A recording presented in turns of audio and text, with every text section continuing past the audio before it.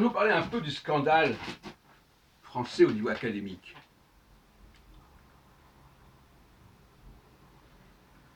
Les gens se plaignent de ne pas avoir assez d'argent, etc. Mais regardons la question des doctorats en France. Est-ce que les gens peuvent travailler pendant des années sur des doctorats et ne pas recevoir un centime? Et ça peut s'éterniser en plus. Donc c'est déresponsabilisant pour le directeur. Normalement, quand on accepte quelqu'un en doctorat, on accepte aussi de lui accorder une certaine bourse. À mon avis, c'est comme ça que ça se passe. Et le doctorat, c'est aussi une recherche. Ce n'est pas le CNRS, mais c'est une recherche qui est dirigée, qui est sanctionnée. Et il me paraît indécent de laisser les choses en l'état. Il est indispensable que l'accord du directeur pour un doctorat, pour la préparation d'une thèse, quelle qu'elle soit lié à l'obtention d'une bourse décente, y compris éventuellement d'un logement décent, y compris des conditions de restauration décentes. Tout ça, ça peut être fourni par l'université, puisqu'il y a des cités universitaires, il y a des restaurants universitaires, etc. À partir du moment où on ne propose pas cela, on ne garantit pas cela, on a des thèses qui durent indéfiniment, parce que de toute façon, ça ne coûte rien à l'État, alors qu'elle pourrait être bouclée en moins de temps. Le professeur se permet comme ça de prolonger indéfiniment. Et puis, les gens qui n'ont pas les moyens de faire cela, qui sont obligés de faire autre chose, ils sont pénalisés, parce qu'ils ne peuvent pas faire les choses correctement, pleinement. Ou alors il faut avoir une fortune personnelle.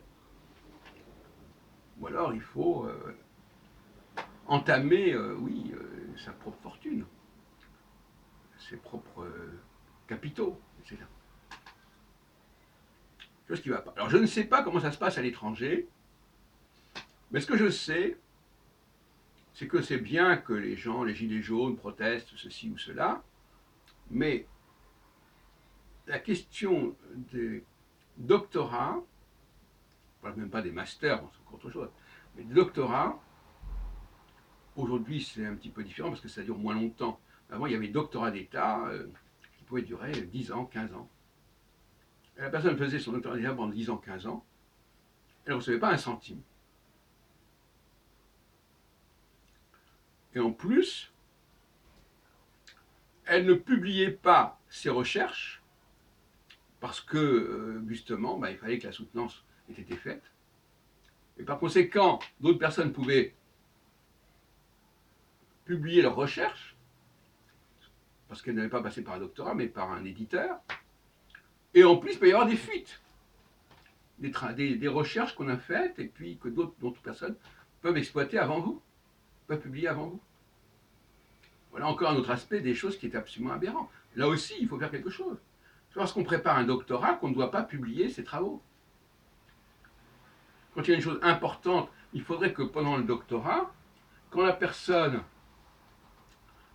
a avancé, il puisse y avoir une soutenance.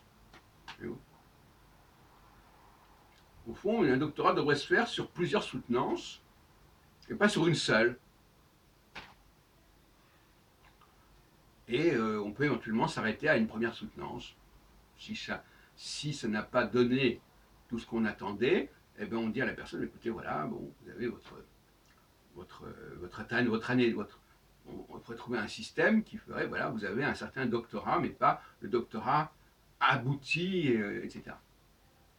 Ça protégerait le candidat contre le fait que ses travaux soient divulgués alors qu'il ne les a pas publiés, soutenus,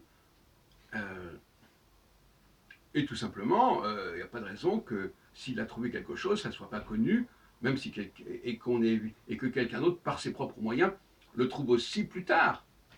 Tout ça n'est pas sérieux.